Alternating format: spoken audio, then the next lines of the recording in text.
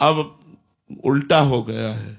तो हमारा जो चरित्र है, हमारा जो धर्म है, जिसके लिए हम भारतवासियों ने प्राण तक दे दिए, अपने चरित्र के लिए, अपने धर्म के लिए, अपने देश के लिए, अपने राष्ट्र की सभ्यता के लिए, आज हमारी नवीन पीढ़ी उसका उपहास करती है कि ये पुराने जमाने की बातें हैं, ऐसा कहती है।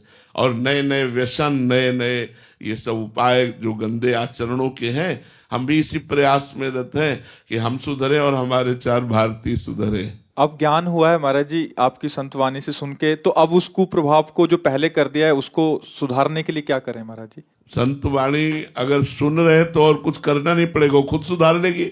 संतवाणी में इतनी सामर्थ्य होती है, अगर उसे आप ध्यान पूर्वक सुनेंगे तो उसी में साधना मिल जाएगी। हम तो सबसे बड़ी बात कहते हैं नाम साधना, इससे बढ़कर कोई साधना नहीं। नाम जप करोगे, इसी से मोक्ष मिल जाएगा, इसी से सारे पाप नष्ट हो जाएंगे, इसी से ऐश्वर्य भी मिल जाएगा, इसी से सब कुछ प्राप्त हो जाएगा। विश्वास कर लो, हमारी बात पर विश्वास कर लो। नाम से चाहोगे तो धन भी प्राप्त हो जाएगा, जो चाहोगे प्राप्त हो जाएगा, पर अधिक मात्रा में नाम आप जपे तब। जैसे आपका मानो 400 ग्राम पाप है, तो आपने 50 ग्राम नाम जप किया, तो अभी आपको समझ में नहीं आएगा, आपको लगेगा कोई लाभ नहीं मिल रहा। जब आप 400 के ऊपर जो ही पहुंचे, तो ही आप आनंदित हो जाएंगे, सारे पाप भस्म हुए और आप जो चाहेंगे वो आपको प्राप्त हो जाएगा, पक्का प्राप्त हो जाएगा। आप बिल्कुल समझो, ऐसा संविधान बन जाएगा भगवान का कि आप समझ ही नहीं पाएंगे कहां से कैसे आ रहा है, और आप धनी हो जाएंगे।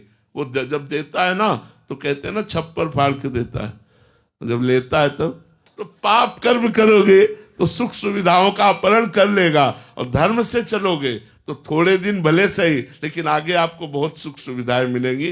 तो आज हमें लगता है हमें सुधरने की जरूरत है, हमें धर्म शास्त्रों की आज्ञा के अनुसार चलना चाहिए, पवित्र आचरण करना चाहिए। किसी भी देश में रहे, अगर उद्देश्य हमारा ठीक है तो हमें कोई भ्रष्ट नहीं कर सकता।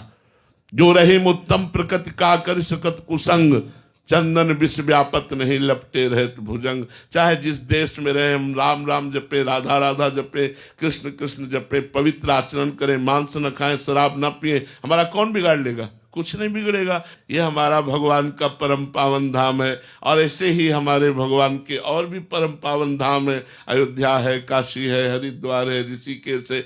इन क्षेत्रों में तो कम से कम मदिरा और मांस का प्रवेश नहीं होना चाहिए। ये परम पावन तीर्थ, जगत वंदनी तीर्थ, अब जब ये सुविधा हो गई है तो फिर जो व्यसन करते हैं वो लोग गंदे आचरणों में उतर जाते हैं। अब आप बताओ, वृंदावन शराब पीकर आप रहोगे तो आपकी हालत क्या होगी? ये परम पावन, परम उपजाऊ भूमि है, यहाँ 1 रुपया दान करोगे तो लाखों रुपया के बराबर होता है। 1 माला जाप करोगे तो लाखों माला के बराबर, और 1 पाप करोगे तो लाखों पापों के बराबर होगा।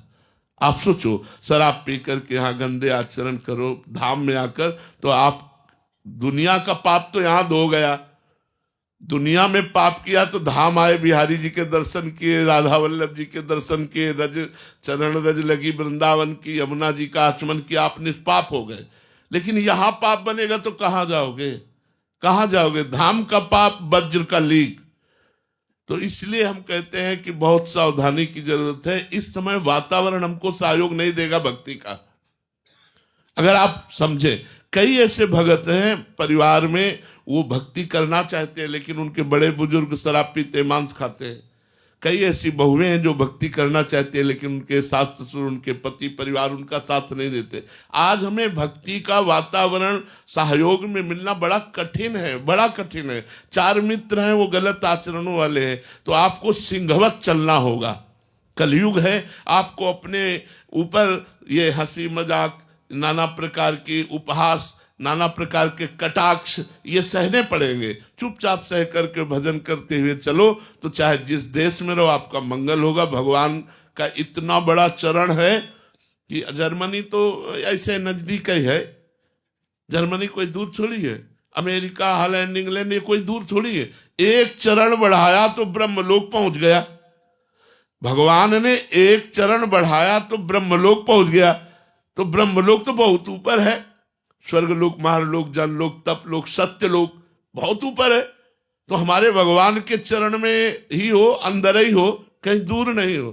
चाहे जहां कोई रहता हो, हमारे भगवान के चरण के समीप ही रह रहे हो, खूब नाम जप करो, खूब अच्छे आचरण करो, तो कोई देश आपकी भगवत प्राप्ति में बाधा नहीं कर सकता।